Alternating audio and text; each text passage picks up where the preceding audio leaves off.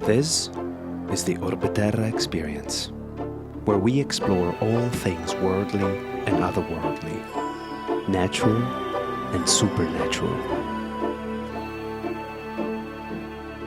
I'm your host, Eduardo Segata Figueroa. Welcome to Orbeterra.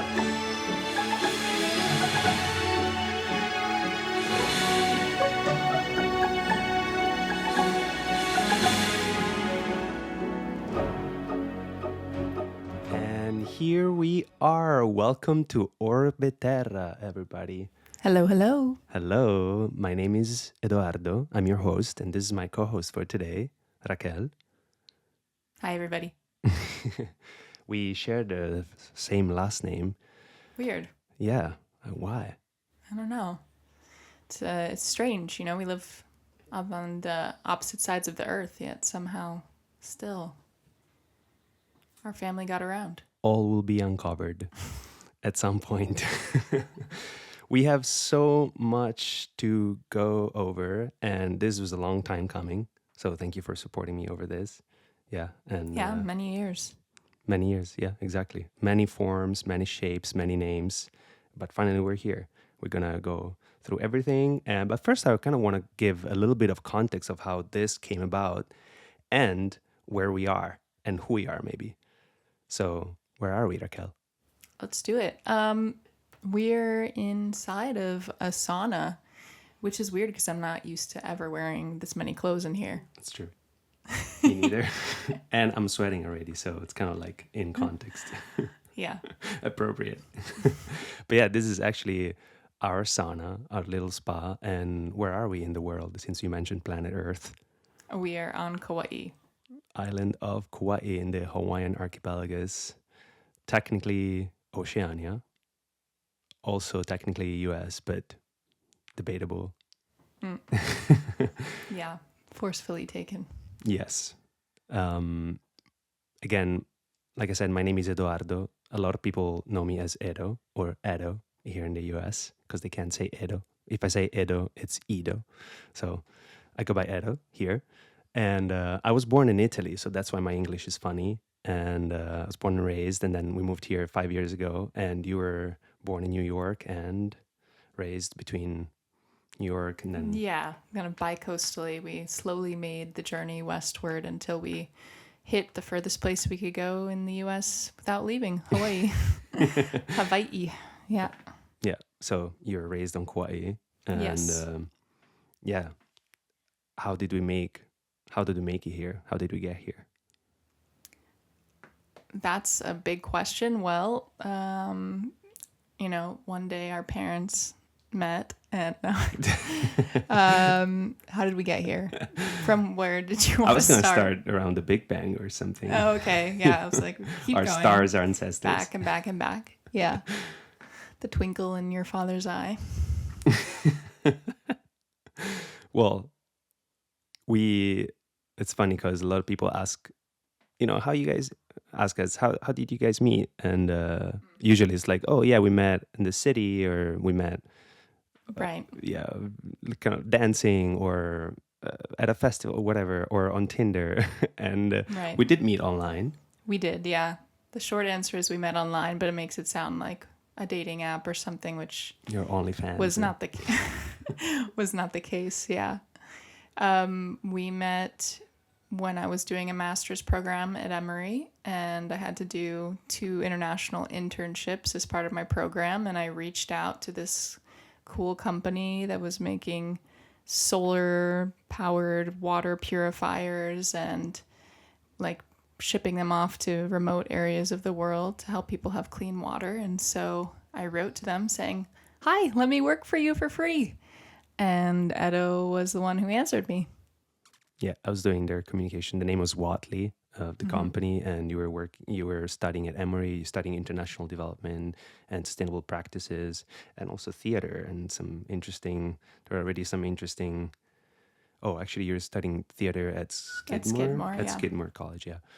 But yeah, we'll go over that in a little bit. But yeah, so I was the one who answered, and I was her supervisor at first, and Yeah, yep. Set up my internship.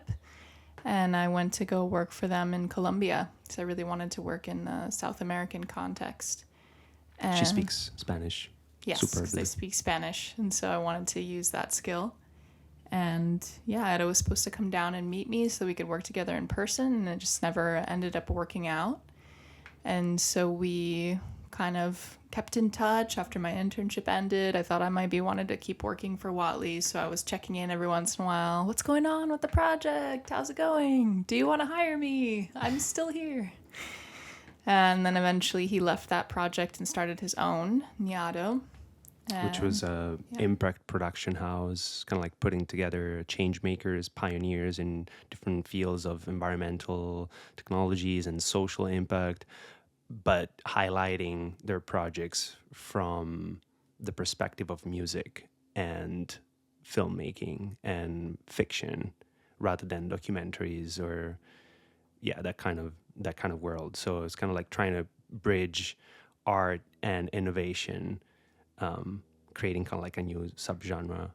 Yeah, using pop culture to promote awesome projects happening around the world. I was one of the astronauts. We were told that there was no other option. Earth could no longer sustain, and we had to find a new home for our kind. What if we got it all wrong? What if the answer was always there, where it all began? We had to go back.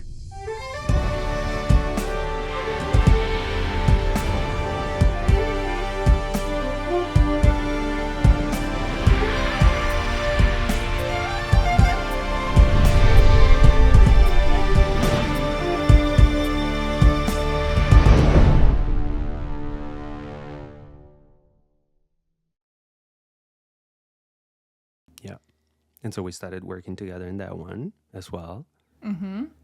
Yeah, and that really excited me because I'm a musician and a thespian and just lots of, I love art and performing arts. I'm a dancer. So I was excited to hear that he was working on a project like that and wanted to get involved. Yeah. And so, But by the time we still haven't met. No, we still had not met. We still hadn't met. We'd just been talking over video calls. Yeah, at the time it was still Skype. Mm-hmm. Yeah. And so he was traveling all over the world working on that project, and I was finishing school. And then my second year of school, I went to do another internship in Africa. And at that point, I knew I wanted to go take a trip through Europe afterward because it had been almost 15 years since I had been in Europe. And so I told him, I want to come visit you. Can I finally meet you? And he's like, well, yeah, I'm going to Southeast Asia, but yeah, we'll make it happen. And so I went, finished my internship, started my trip through Europe for 3 months, and was getting to the last month that I was there. I'm like, hey, are you coming back? And finally he's like, yes, I'm coming. All right. Booking my flight. It's happening. You were in Portugal at the time, and I was flying from Thailand through Russia, and we met in Spain, shared our location, and kind of like keeping up over where we were, different trip progress. Watching each other on the buses. Yeah. Me from Portugal and you from Madrid coming down to meet in Malaga. In Malaga, Yeah. Which is actually also the title of one of our songs, and you'll find out why. But yeah, that was, the rest is history. That was October 2019, and we got married on Kauai in December 2019. So 2 months later. Yep. And that's the big reveal.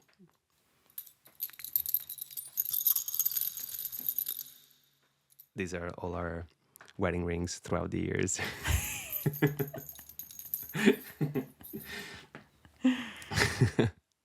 But yeah, and so we got here, and we were going to get married in Italy also for my family in 2020. But 2020, we all know what happened. So we got stuck under lockdown in Italy, in Tuscany, where I'm originally from. And we came back here to visit your family for Christmas 2020, and it was kind of like paradise. No Yeah. one cared about COVID, or at least the island was kind of like under lockdown, so it was very protected. People here are pretty chill around, Yeah, it felt very safe. Yeah, just very safe, exactly. And relaxed compared to the climate in Europe at that time. Yeah, and you started getting offered like jobs from all the contacts that you had from growing up here. And in fact, your first official job here since we met was at Common Ground. It was my second, actually. Oh, your second? Yeah. What was the first one? At Halle Halle. Oh, that's right. I got them messed up. That's right. Yeah. So second one was Common Ground. And I did want to mention it because there is an interesting synchronicity around Common Ground, which is the reason why, even though we could have started this podcast, this channel, months and months and months ago, it was important for me to get back to Kauai because we just got back from the 6 months trip in Europe. And we went to visit my family. We finally did our Italian wedding after 6 years waiting. And then we went to Switzerland, Spain, Denmark, the UK. We went around. We did some traveling after being here stuck because of my green card and everything that happened after our first wedding. We were here for 4 years, so we were kind of like craving some traveling and going to visit some family and friends.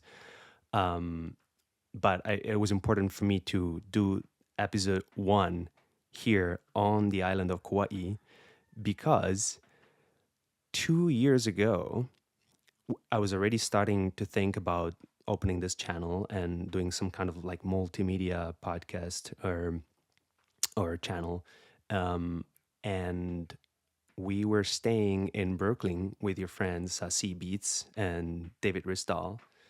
And we stayed with them for like a month, and they were constantly listening to the Rich Roll podcast, which I started listening because of their recommendation. And I really liked it. I really connected to him and the speakers, the interviewees that he was inviting, and just the tone of the podcast. And so I was like, oh, wow, I really love to like do something like this. Like I said, I was already thinking about it for a while. And I was like, I wonder how his first episode was. Like, how do you start something like this? And so I literally went back. I was scrolling for a while because he has like a countless amount of episodes. And when I first got to episode 1, I was like, okay, great. It looked interesting, like kind of DIY.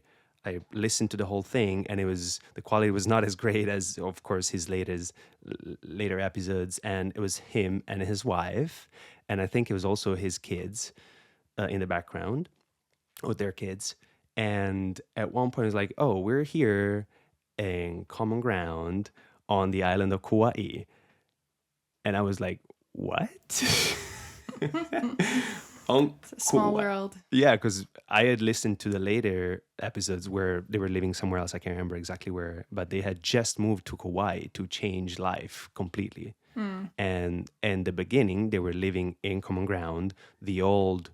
the first iteration of the first Common iteration, Ground. yeah, exactly. And they were recording out of some kind of warehouse where they were describing it as being full of objects, including like musical instruments and a drum set. In fact, one of the kids was at the drums doing some little bit of sound on the cymbals and stuff like that once in a while, which is really funny.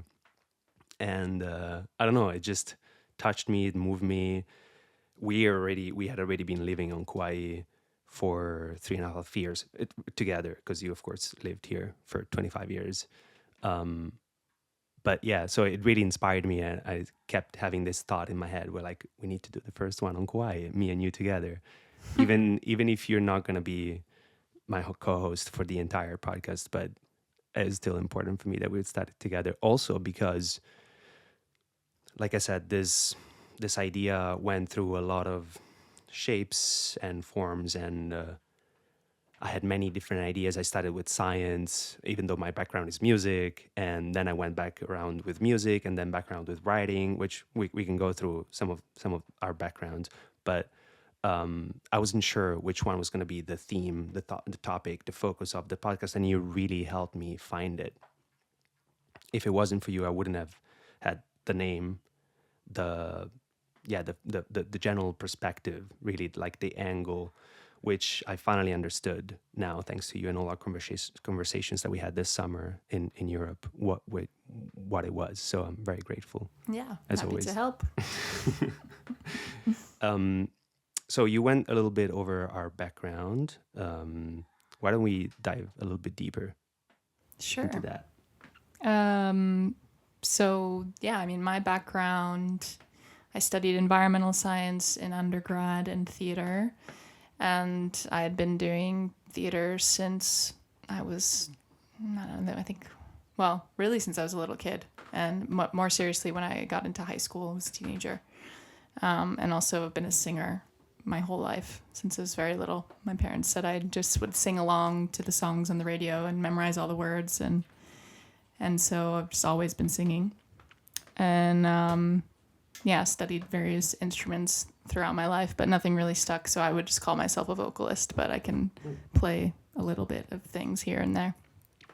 And what else? And then I went back to school and studied international development and was really interested in sustainability and how do you build sustainable human settlements, especially thinking about like urban environments as the world is trending towards urban and more people are moving out of rural areas into urban areas. So how do we make those areas sustainable and in harmony with our natural, but with nature around us? Yeah, I'm sure you'll deconstruct that. What's natural and not natural. That's right. Yeah. Yeah, spoiler alert. Yeah, and I really resonate with that in the sense that I had a similar kind of ping-pong-y back and forth journey, because I also started with music and writing, and my upbringing was very much from the artistic, creative side because of my parents. My mom is a painter and art teacher, and just like interested in like folklore, mythology, and just like world's tradition. And my dad is a singer too, and so I very much grew up listening to a lot of music. And as soon as I picked up an instrument and they bought the first computer, I started recording and writing music instantly. And I was studying art in high school at the time, and then I went on to study music in college. And in the middle of my college years, I was caught in the middle of a beautiful serendipitous opportunity kind of situation, and I got offered to write a book about Nikola Tesla, kind of like like a scientific biography basically. And I was like, they were kind of asking, you guys are a collective of people with a lot of like engineers, creative, psychology. We had a neuroscientist at the time. We're working in Milan.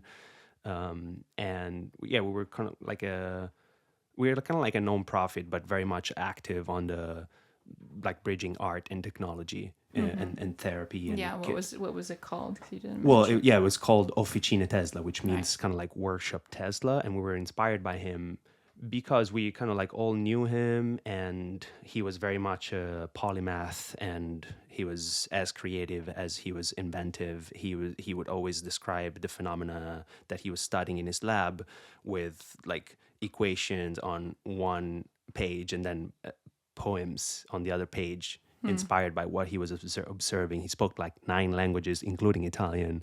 So it was very inspiring person. And not to mention how much he innovated literally the world and society as we know it. And probably there's still so much to unpack and discover from his work. And so I was working with the founder of Fab Lab in Milano, and he asked, "Hey, I don't know if you guys know, but I curate this book series, this science book series for Oepli, which is a famous kind of like sciencey technology focused publishing house in Italy." And he was saying, one of our upcoming volumes is about Nikola Tesla, but we haven't found an author yet. So since you guys are so eclectic and verse, like you have many different people doing different things. Do you have a writer? And I had always written a lot, and I wanted one of my ambitions was to be a writer. And But you were writing I was sci-fi. writing like at that time I Or was mostly fantasy. writing fantasy and kind of starting to go into sci-fi, but very, very subtly. And that was definitely the kickoff. Like it was the trampoline and the inspiration to dive deep, deep, deep into science. I taught, I like educated myself for a whole year about the history of science, philosophy of science, just the birth of modern physics from quantum physics to general relativity, and then also how those like the attempts to integrate the two theories up to the present moment where we don't yet have a theory of everything. So it was very interesting to me to see how I was getting to a somewhat controversial chapter of modern science with Tesla and other scientists at the time in a moment, like in retrospectively, from a place where we're also in a controversial place because there are a lot of theories being thrown into the pot, trying to account for a lot of things that we cannot explain. Multiple scientific disciplines and humanities, in the humanities as well, are in a crisis.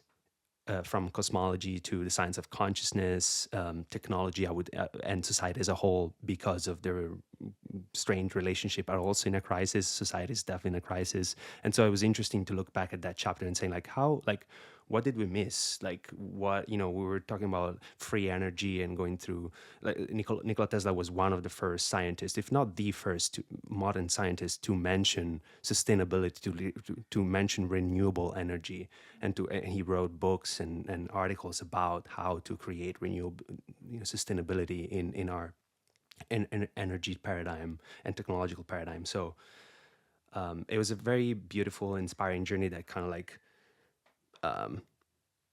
really transformed me, because I had only been kind of like a creative up to that time, and very much operating also in my personal daily life from my right side of the brain. And that really integrated a whole new side. I started becoming more skeptical, like sort of like a healthy skepticism, especially like working around Nikola Tesla is like full of conspiracy theories and controversial subjects that are not yet understood. So I really had to, I really had to hold myself and teach myself the principles of like not believing anything I write, not believing everything people say. And so it was very healthy. It was like a beautiful learning opportunity, and that kind of like took me on, definitely on a spin, writing this book and publishing this book, which was very,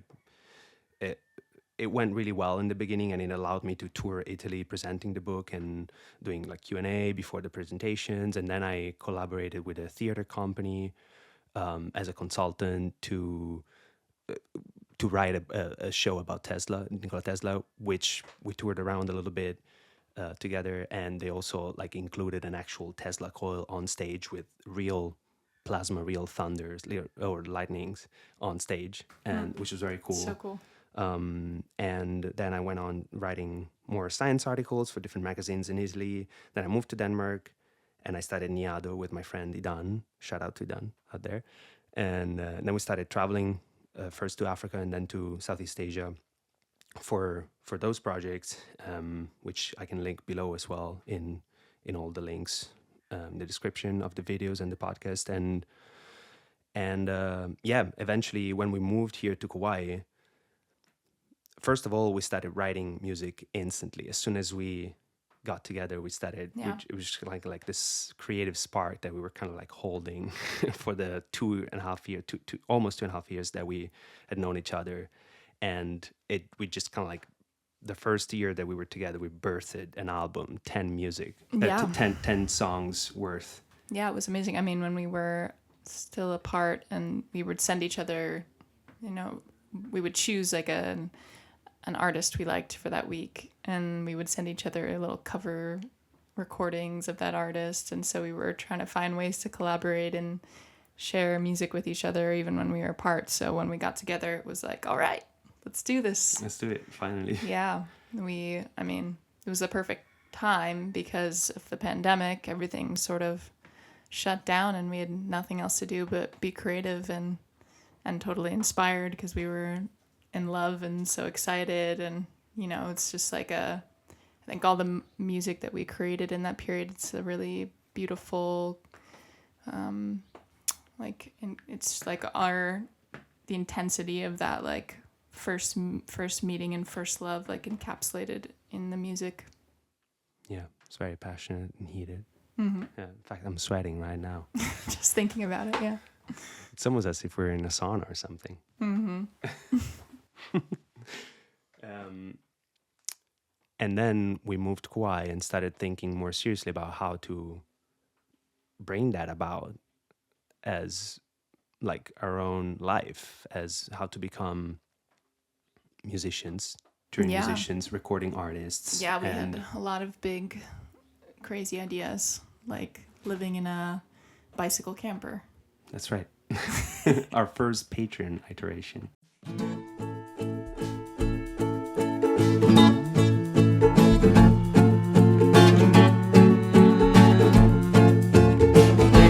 Hey, join our Patreon today. I'm Rocky. And I'm Edo. She's Foxy. He's my bellow. Together we make an awesome pair, full of magic, charm, and flair. And when you join our Patreon, you get to watch our concerts and cover songs. That's just the beginning, so don't you fret. The next series originals, and that's the best bet. But if you join us this first month, you get a sneak peek of what's to come. A private concert where we'll preview all the songs we've written just for you. Woo!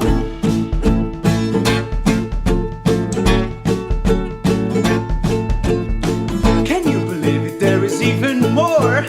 So many wonderful things in store. Our writing, Short stories poems, and plays our modeling photos. and some are risque.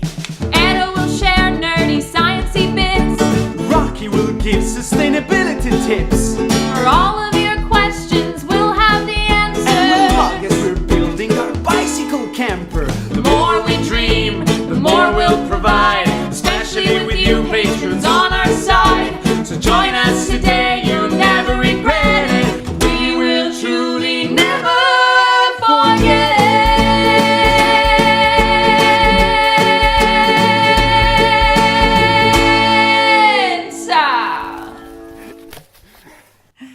Yeah, we really wanted to live in a camper. We wanted to build a camper that was powered by bicycles, that we could pull like a trailer, but we could somehow sleep in it and live in it, and with like very minimal things, travel the world And vlog. and around, vlog, about it yeah, around the world. and live this extreme life to show that you could live that way. And who knows? Maybe we still will. Yeah. Well, in fact, now we finally, after 5 years having written that album, we finally recorded it last year, and all 10 songs. And we mixed and mastered it this year, and now it's ready. And between the beginning and spring and winter and spring 2026, so before the summer of 2026, we'll release some single, and finally before the summer drop the entire album, and we'll tour in Europe this summer. So that's very exciting. I'm excited. Yes. And our band name is Volterra, which kind of sounds a little bit like Orbeterra. And there's a reason but for that. Volterra was first. So Volterra was first, yeah. And you found both names, by the way, I did. because for a long I'm really time, good at naming things. It's Yeah. been one of my superpowers. it's really hard to name projects, to name anything like I've named books. all of our pets in my family. I'm really good at naming things. including Tobi, which I don't know if he's visible, but he's over there sleeping. Maybe he'll wake up later. Our and miniature come and say hi. schnauzer is Yeah, here with us. He's over there. yeah, in the beginning, our duo, our project was called Electrovoltaic because we wanted to that have was something. the first name I came up with that I really liked. Edo didn't like it as much. Well, no, I liked it. It's more about it was too much on the techie side, Yeah. and the idea was really to have something that would be would kind of like bridge nature and tech in the future, yeah. like a futuristic vision of a society in harmony with the natural world, the wilderness, and technology.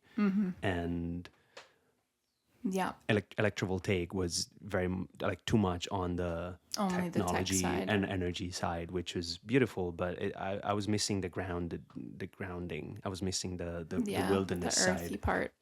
And we had given ourselves a deadline for finding the name before an important call about to find tour dates and locations and everything. And that morning, Racquel like woke up and she was looking kind of like tantalized, like hypnotized, almost like staring into the nothingness, and was like, "What's up? What if?" And she was like, she looked at me and like, "What if we call ourselves Volterra?" And that was it. That like it was instantly, I knew that it was going to be it, not just because I love the word in itself, and it was perfect because it had the electrovoltaic condensed into one word, which is volt, but then it had the terra, it had the earth, and terrestrial and terra in Latin or something, and Italian too. So and not only that, but it just so happens that Volterra is also the name of a town in Tuscany. And growing up, my family, my parents and my sister, we would always go with an RV, traveling in the kind of like in the weekends or extended periods of time. And when we were traveling in Tuscany, we would always stop in Volterra, and it was one of my favorite places to go visit. And I didn't know that. I didn't know it was a place. I'd never heard of it. Yeah. So I just liked the two words, how they sounded together. That was really funny. Yeah, it was mostly, I was thinking about, because we created a symbol when we first got married as part of our ceremony here on Kauai. My auntie who married us, she told us to create a symbol that would be like the emblem of our family. And so we took this time to talk about the values and what was important for us in our families, and then figure out how we would visually represent that. And we drew this emblem, and then we carved it into a stamp and stamped like the regalia and stuff that we wore during our wedding with it, and we gave to our families. And so it's always been a symbol that we've used, because it's our symbol. And we used it also for our art persona. And so I remember just staring at that symbol and being like, what could it be called, And it has this sort of a little bit of a, I don't know, it reminds me a bit of like, it has a Victorian flair to it for some reason. And so I was thinking of the word Voltaire. Oh, that's right. And then I was like, wait, Volterra. So. That's perfect. Yeah.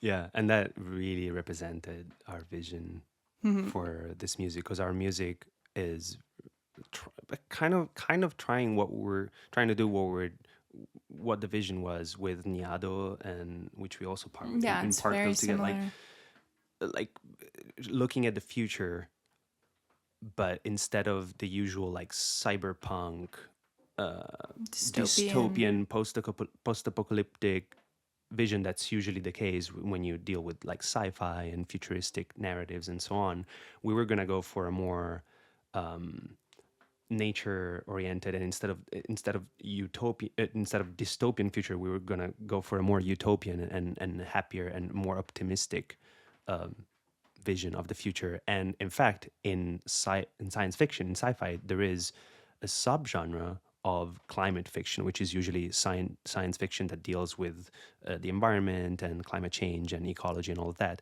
There is a subset of that genre that's called solarpunk, which is kind of like cyberpunk is the dystopian equivalent. In the utopian one is solarpunk, and it's very optimistic science fiction. And we really like anything that we can find that's solar punk, not just books and short stories, but also like art. There's a lot of visual Yeah. art being made around It's the a lot world. of art and clothing. It's more of a design genre than Yeah. and a literary genre Yeah. right now. But there's nothing in the music world that's really that's grounding down, that's bringing down into the world that vision, that spark. And so that we kind of like made that our mission, and we want to make solar punk a genre.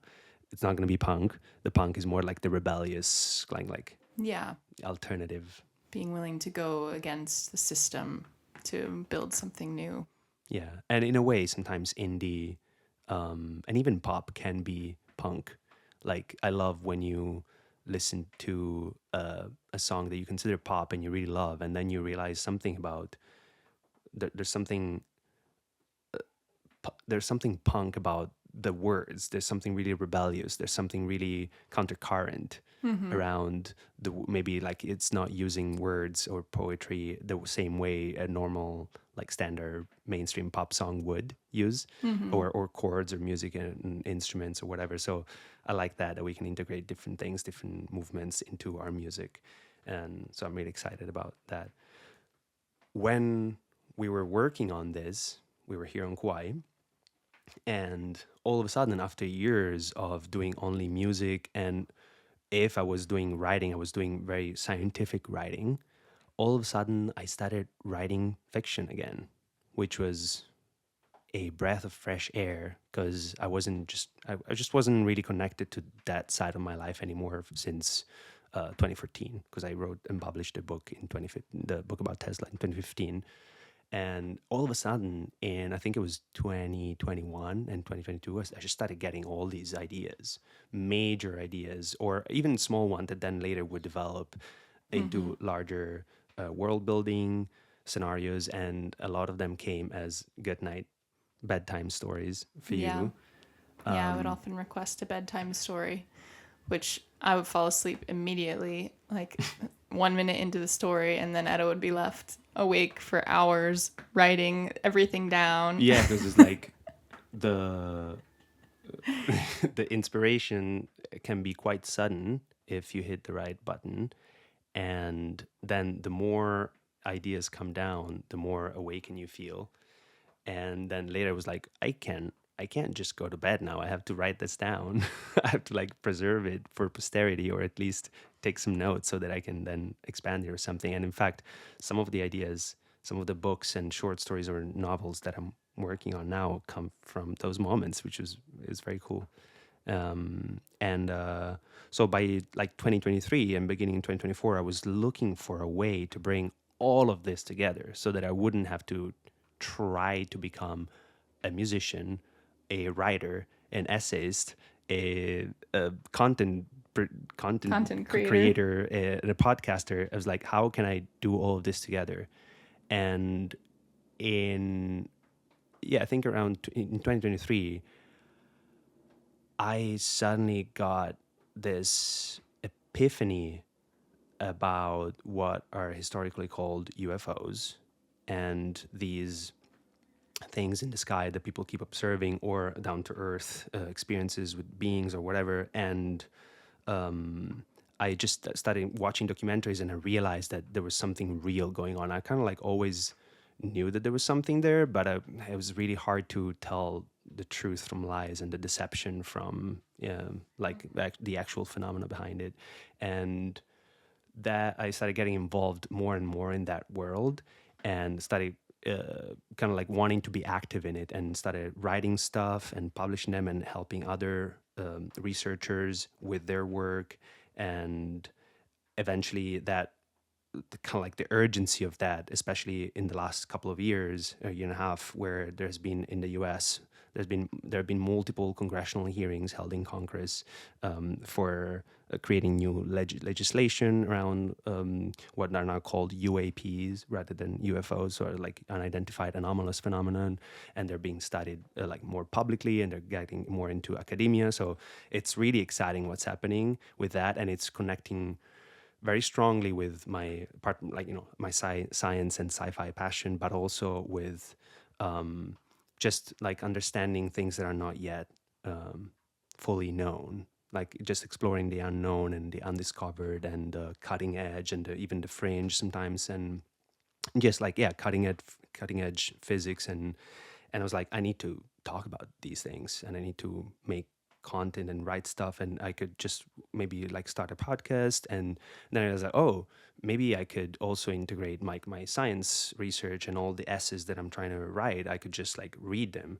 And then eventually it's like, oh, you started saying, but you could also read your, especially like your children's stories, like more like young. And Yeah, he has a very good reading voice. Really good. So I was like, you but a should just funny read them out loud. pronunciation. No, it's charming. Well, so she encouraged me in kind of like merging and focusing everything more and more into one, like funneling everything into one channel. And then I just still couldn't understand how to put everything together. And by talking about it, having conversations about it this summer in Italy, you really helped me ground it. And I kind of like look at my life in hindsight and saying, oh, like even in our music, it was inevitable to go in that direction of sustainability and bringing everything back to earth. Everything, like you can speculate about scientific discoveries or theories or hypotheses about the paranormal or science or physics beyond the standard model, and technological development. But what does it matter, from UFOs to consciousness, from futuristic technologies to stories? What does it matter if it doesn't serve us in our daily life? What Yeah.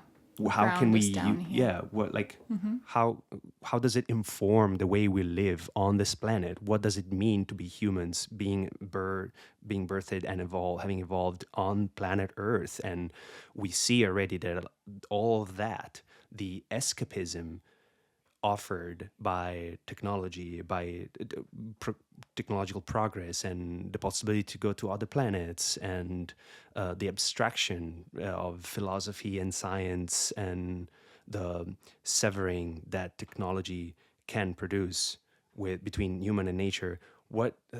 It's already creating a lot of fracture between us and our environment, the environment where we've always been part of, that we've always been part of. So I understood finally that I needed to bring that angle into the conversation about UFOs, the conversation about technology, the conversation about physics and science, and all the storytelling and the singing, and so the singing-songwriting and the storytelling.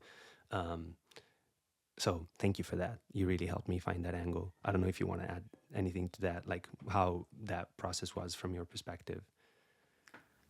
No, I mean, I think you covered it really well. It was just trying to find the red thread, you know? It's like you have so many passions and so many ideas, but there's something that links them all. And so really getting clear on what that was. And it was the fact that, yeah, like you said, the earth is kind of the thing that's most important, or like how do we stay here, stay on earth, stay alive with earth, because I mean earth will live without us. It could just wipe us out, but That's right. you know. And yeah, when we were thinking about the name, because I think that was one of the first things we were talking about earlier, we got sidetracked. Of course. Orbeterra. You originally wanted to call it magenta. That's right. Yeah, because I was looking for a word that it's almost like a name that was kind of like sound Italian, or like from the Romance language, but it would still be understandable at an international level. And there's something about the color magenta that I resonate with, and it's in the red spectrum, which I mean, it's the complementary of green, which is very important for me in this journey. And also, my mom is called Rossella, which means scarlet, and it's in the red spectrum as well. It's it's kind of like it bridges the infrared and the ultraviolet, which covers the entire spectrum. And then I was born and raised in Via Magenta, which is the street name is literally Magenta. And lately also being involved in the whole UFO discourse and conversation. There's a lot of talk about secret programs of crash retrieval in the US, but actually a lot of people now are finding even earlier crash retrievals. And the earliest one that people know about is in Italy. Happened in Italy in 1933 in Magenta. The town of Magenta. The town of Magenta. Yeah, which is in the north of Italy. In the north of Italy, like between Milan and Turin. So there was just something about that name that resonated, but it wasn't quite just like electrovoltaic. It wasn't quite bringing the full flavor on the table. Yeah, so we were at the beach and thinking about names, and so I started Googling about what do astronauts call the Earth from space. And, you know, we were looking at all the ones in English. Beautiful names, by the way, like Pale Blue Dot. Yeah. Like we were brainstorming like Pale Blue Podcast. Yeah. It's really cool. And then, Pangea. And then we found that in Italian they call the Earth Orbeterra. That's right. So orbe is the word in Latin and kind of like ancient Italian for globe. So like something like, which is kind of survived in orb, but we literally used to call the planet the orbe. And terraquea meaning of land and water, made of land and water. Yeah. And so it's like, oh, why don't you call it orbe? And then we were like playing around with that, and then I was like, wait a second. My hometown in Tuscany is literally called Orbetello. And people call it Orbe. And people call it Orbe. So it's like, why don't you call it Orbe? It's yeah, like, as a nickname. And so I guess, the unofficial nickname of the podcast could be Orbe. But there was something about Orbeterra, perhaps also because we called our band, our duo, Right, Volterra. Volterra. So there was something around, like, maybe we're just going to keep creating projects that end with terra, and then we just change the beginning. We'll see. But yeah, so that's how it came about. And and I have several kind of like bigger subjects or fields of existence for all these directions, all these explorations that I want to go down in the following months. And I don't know exactly yet how to organize them, but I know that the larger context, first of all, the approach is always going to be the arts and the sciences working together. So there's going to be as much scientific investigation and speculation as much as there will be song and story and fiction and world building. And so it's going to be fun. I think I'm really excited about working with you and with other people, not just on talking heads and talking and exploring intellectually from the left side of the brain, but there's also going to be a lot of creativity. And my long-term vision is to make this channel more and more multimedia and collaborating with other artists with different formats. And also just us with Volterra, we've always said that we wanted to go more into a production, a larger production direction with visuals and putting music and visual together, kind of like continuing the legacy that we started with Nyado. And so that's the approach and the tools that I want to use. And then the topics are going to be within a larger context of what I call science. You guys would say, like, what? You didn't make up that word. I like to call it science with a P, with a silent P before. So you can only say it when it's written down. But basically, so in Italian, we would say Pscience or Pscience. But in English, you don't say it, just like psychology and everything. So I like it because it's a silent presence that it stands for different things. So the P stands for the psi phenomena of consciousness. So like the unexplored aspects of consciousness. So from like even telepathy now the telepathy tapes becoming really, really popular in the last couple of years and taking the world by storm. At least the US was like #1 podcast in the US, even more popular than Joe Rogan and other really prominent channels and public figures. We really, it's clear that one of the crises in science is what they call the hard problem of consciousness, not knowing what consciousness is, where it comes from, and how it really operates. And all the hidden aspects of consciousness had always been relegated to the underdogs world of science, fringe science. And there's a lot of stigma around it, just like there was stigma around the UFOs, and now it's slowly being lifted. But I like to include that in the scientific and creative investigation because so there's the British philosopher called Philip Goff that wrote a book called Galileo's Error, and he argues that Galileo was the one who took the subjective experience out of the scientific method. And so he was saying like we cannot work qualitatively, we need to work quantitatively and base all our exploration on that data.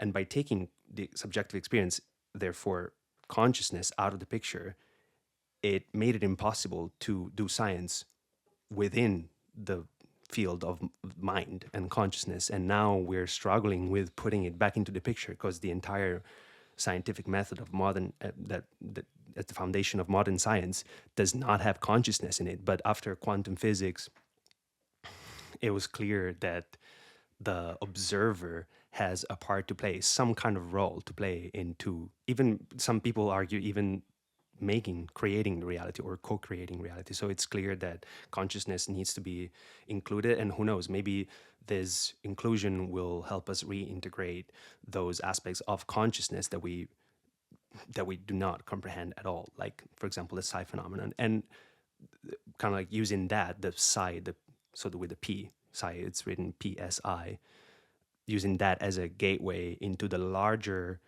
paranormal and, quote unquote, world, which is also a strange world in itself, a strange word in itself, because like, what does it even mean? Yeah, what's normal?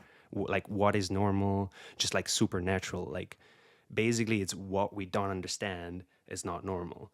What we don't yet know how it works, it's not natural. Mm-hmm. But it's like, what if it's just natural, but we don't have the tools to comprehend it, to analyze it yet? So Right. the P, also the silent P of science, also stands for paranormal, because I, like, on this channel, on this journey, I want to explore all things worldly and otherworldly, normal and paranormal, natural and supernatural, but always grounding it down, anchoring it down to what it means, on Earth, in our life, on the planet. What are the consequences of technological progress on the ecology, on the environment? What if these UFOs, these objects or beings, were not an artifact from an extraterrestrial civilization, but they were beings evolved here alongside us on Earth? What if there are, as people call them cryptoterrestrials or ultra-terrestrial, or some kind of proto-human branch that happened in the past, or some argue in the future? So like, always bringing all these conversations about science and technology and UFOs, supernatural, always bringing it back to Earth and the earthly experience. So I'm very excited to go into all of that together. Sounds awesome.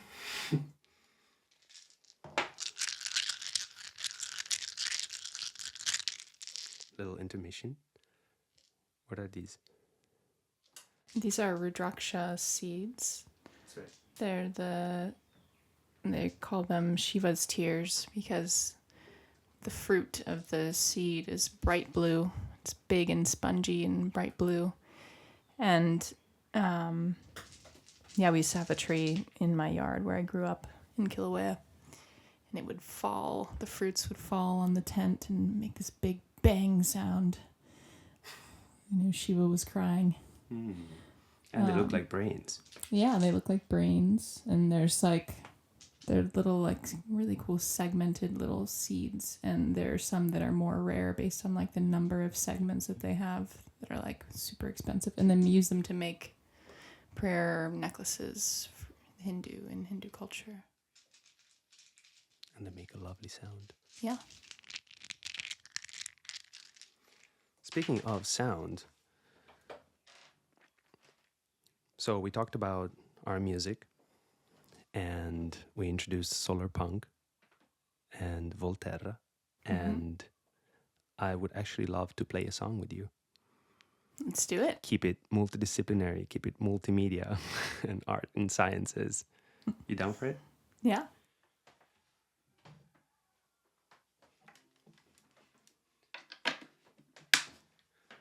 So this song is called Panspermia, which is a very strange name for a song. I realized that, or at least unusual. And it's actually the name of a theory that life spreads throughout the universe with comets or other. There are different versions of the theory. So there's soft panspermia and hard panspermia. Hard panspermia being artificial insemination of worlds with life through aliens or whatever, or even us in the future. And then there's soft panspermia, which is natural, or comets or carrying things on them, gases or molecular gases or whatever, molecular gases with DNA or whatever molecules. Here's Tobi. This is our dog, or we are his humans. This is Tobias Ambrosius von Flufenstein the First. Everybody, you can't hear him because he's a very quiet guy, but he's yawning now. Yeah. Hi, Papa. There you go. That was him shaking at what I called 5G, as in 5 gravity, 5G force. Back to here. And anyway, so this song is called Panspermia, and it's you want to say how it was born? The song was born from a challenge that we gave ourselves to write a 1-minute song that would fit for Instagram, back when Instagram only had 1-minute videos. And so, yeah, we were just let's write a song that'll fit exactly in the 1 minute.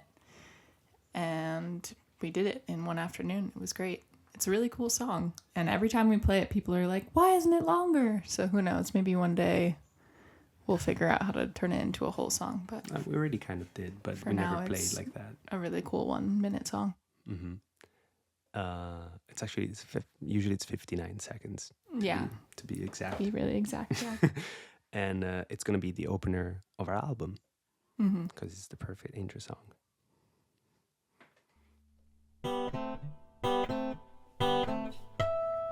$7,000 So far from where you are,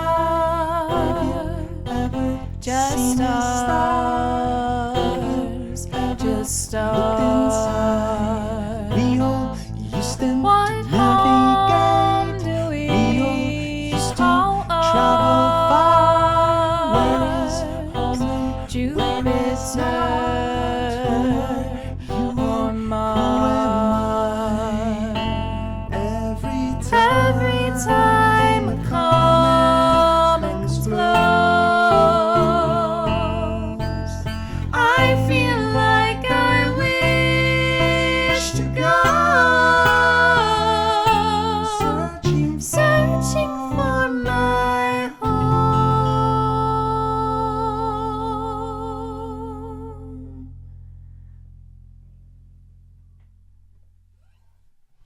That's it. I hope you timed it. 59 seconds. Yeah, it's funny. Comets are a common theme in our lives. For some reason, they keep coming up. Comets. That's right. Yeah. Do you want to expand on that? I'm trying to think of all of the. I mean, my Comet was the name of my first dog. And then we wrote this song about a comet. What were the other? I don't know. There were some other serendipities about it, but I don't remember. I feel like some of our favorite shows and movies had a comet in it, and I Yeah, can't quite remember true. which Avatar ones. has a comet in it. That's right, Avatar, which is like Avatar as in The Last Airbender. Also love Avatar, like James Cameron's Avatar, but Both are good. yeah, Last Airbender forever.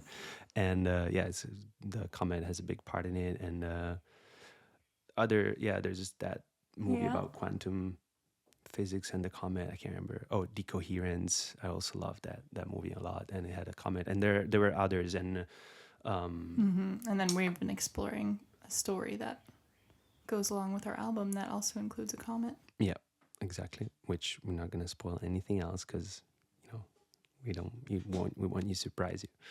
And now of course there's everyone is talking about the comet 3i Atlas, which is really exciting. A lot of people just speculate about it being the first extraterrestrial, not just interstellar object, but also an extraterrestrial artificial craft or probe or whatever. And people ask me all the time, like, what do you think about 3i Atlas? And I'm like, I don't know, because I'm not smart enough. It's way above my pay grade to understand that. I know that even if it was a comet, it's still really interesting because it's doing some really weird stuff. It's got like unusual composition and just unconventional phenomenon and effects around it, and the jets and the coma and the tail. So it's really cool. Regardless, even if it's just a comet, it's really exciting because it's still advancing what we know about the universe and comets and physics. So it's really cool. And so this is the beginning of a journey that I hope will take us very far. And I already have a few people lined up to interview and share conversations, share space with. And I actually already interviewed a friend of mine, Greg Bishop. He's an amazing journalist who covered UFO topic extensively, and we met at the Soul Symposium 2025 in Italy, in Lago Maggiore, and he was so kind and invited us to stay with him in LA on our way back to Kauai just a month and a half ago, and we stayed with him. And then I was like, hey, I haven't started my channel yet, but I really would love to interview you. I have no microphones with me, I have nothing. But maybe by putting a little scraps together, I recorded with this little Zoom H2 and he had another Zoom, and then we put it together and we did an hour and a half interview. So I'm very excited to share that one and get together with more people. I definitely want to get together with Dr. Michael Masters in Montana, which we visit. I've been working with him for a couple of years. He's like an anthropologist at the University of Butte, Montana Technological University, and he's known in the UFO world as the time traveler guy because he was giving scientific grounding and credibility to the idea that these beings, or at least part of the UFO phenomenon, it's actually related to us, our evolution in the future. If we ever crack time travel, coming back to somehow interact with us, it's really cool. And a lot of I have also some scientists that are working within the field of technology potentially being a natural phenomenon, being of natural origin, and just exploring the incredible world of animal tool use. So how animals, different non-human living organisms, have already used technology or different forms of technology and what we call artificial stuff way before us, way before humans.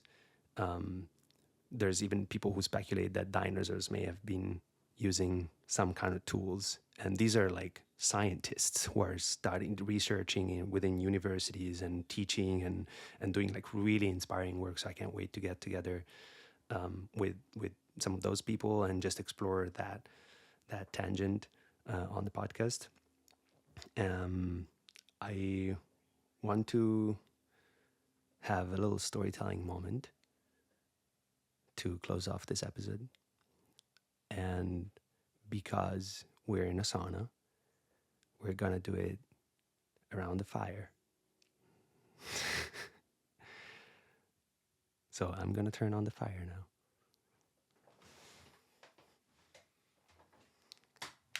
And you're gonna read us a story, right? Yes. What story is that? This is a story that Ido wrote, and it's called The S Word, or How People Gave Up Talking. The S word was never spoken, because the very act of saying it would annihilate the substance of its very meaning. Words can be sharper than knives, and we knew it. The S word was the first one to be dropped. We feared the paradox of saying it, and it quickly became a symbol for the violence of words and our fight against them. Have you guessed what the word is yet? Well, let me tell you how it all came to be that way. Many years ago, before everyone was fed up with English, there had been a few attempts at contrasting the colonial trend of language monopoly. First Esperanto, then a few collateral competitors like Chinese, Spanish, Hindu, Urdu, and Arabic. There was a brief digression, during which an entirely new tongue was fabricated, Astroglot, designed as a response to our civilization expanding to the new colonies on the Moon, Mars, and Titan. But as the new idiom thrived, we also noticed that the challenges remained the same across our 4 celestial bodies. Political conflicts, social injustice, misinformation, ignorance, inequalities. The new language was supposed to unify all nations, but in reality it only unified our problems throughout all worlds and peoples, merging them with our antagonizing views. That's when a few of us decided to quit talking altogether, giving rise to a non-violent protest that quickly became a worldwide movement. We went mute.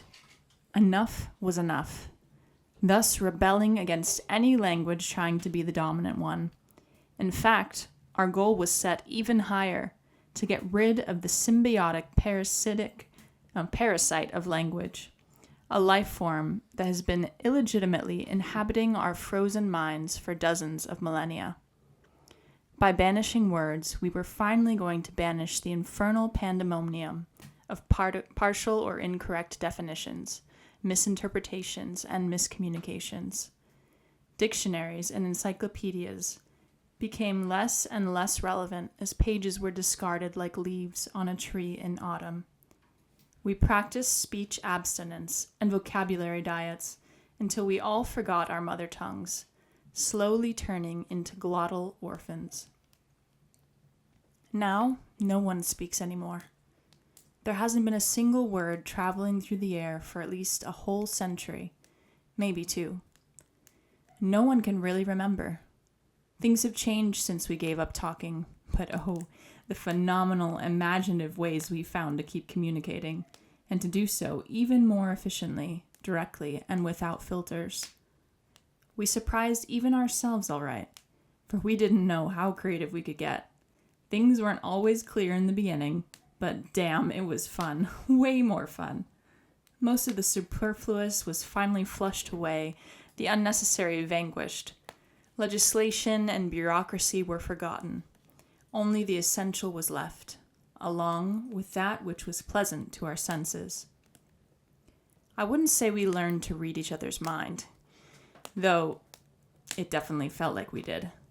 It's more like once the gates of the dam were lifted, all minds merged into one inseparable consciousness, and all water molecules linked up and became accessible to one another, while each body of water retained its shape and nature.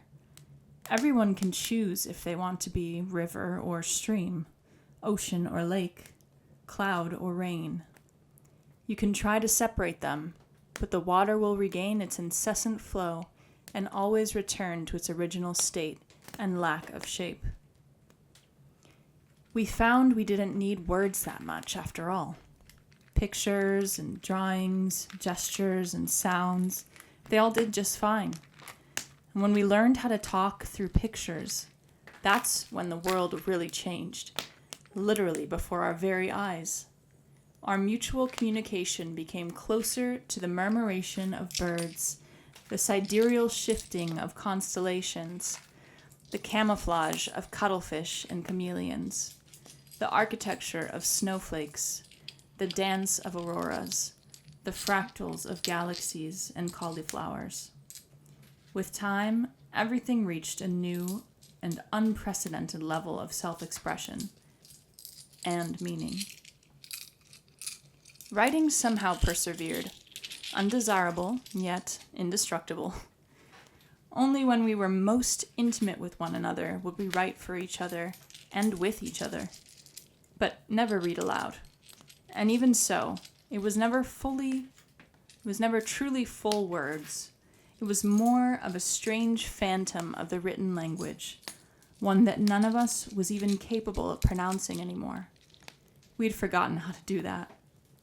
It was something akin to a mirage, a reflection of the original calligraphy, deprived of all elements that weren't truly instrumental to conveying its meaning. We would feel their weight on our tongue, their soft tingle between our lips, one thought away from utterance. Animosities decreased, then disappeared entirely. The very concept of adversary was defenestrated, erased from the face of the earth, or rather, from the mind of the people. At last, we were kinder and more compassionate with one another, and agreed to disagree, and were content about it. We learned to utilize and even enjoy the friction of conflict. The sweet tension of disagreeability turned stress into solace as we finally appreciated how to coexist with the paradox of contradiction and the dissimilarities of polar opposites. Opinions were suddenly wonderful perspectives, beautiful points of view of one whole reality. Today, we all despise language, myself included, because we all know that one word, one single tiny word, can cut disproportionately deeper than a knife, like a sword, a sharp blade against sanity, a sword against the peace of silence.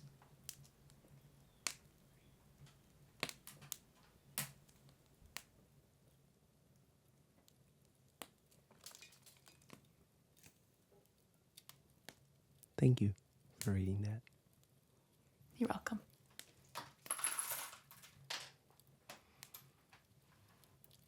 It's kind of funny that you chose a story about stop not talking for your first podcast. That's right. I know. Trying to embrace the paradox of life. Trying to be within the tension between polar opposites. Talking and not talking. Arts and sciences. Worldly and otherworldly. Normal and paranormal. I hope you all could hear the fire and the heat in this room. It's very hot, even though it's not a sunny day, which I was worried about not being a sunny day because apparently a storm is coming here on Kauai and it's going to last a whole week. And yesterday, the whole day was the wind was blowing like crazy. Our house and the sauna was full of leaves. Yeah, and plants, branch being falling down, and Tobi was kind of spooked out in the house, and but yeah, it was perfect. So it was hot, but not too hot. And if y'all are ever on Kauai, you can find us at Cure Kaua Sauna here. It's a little spa in the jungle, and it's very awesome. There's a cold tub for ice bath and cold plunging right outside, out in the open under the sky. So it's like surrounded by nature and papaya trees and banana trees, and there's literally fruits hanging low around the cold plunge, and I can see the banana branches right outside our skylight. And this is ironwood from this land, so it feels very integrated in nature, that's also why I wanted to start Orbeterra right here. So thank you so much for being here with us, and you can find us at Orbeterra on all social media, and you can stream Orbeterra wherever you stream podcasts and wherever you listen to music. In the next few months, you're going to be able to listen to our music wherever you stream music. You just look for Volterra Music. And in fact, you can also find us at volterramusic.com. And I don't have a website quite yet for Orbeterra, or I might have it by the time that I publish this. So I'm pretty sure it's going to be just orbeterra.com or orbeterraexperience.com. But you can already find my Patreon at www.patreon.com/orbeterraexperience. And just follow and like and share with friends that you think might enjoy this journey and this specific terrestrial earthly angle on technology and science and sci-fi and music and art and story and song. And I look forward to continuing with all of you. Thank you so much for being with us today. Bye. Bye.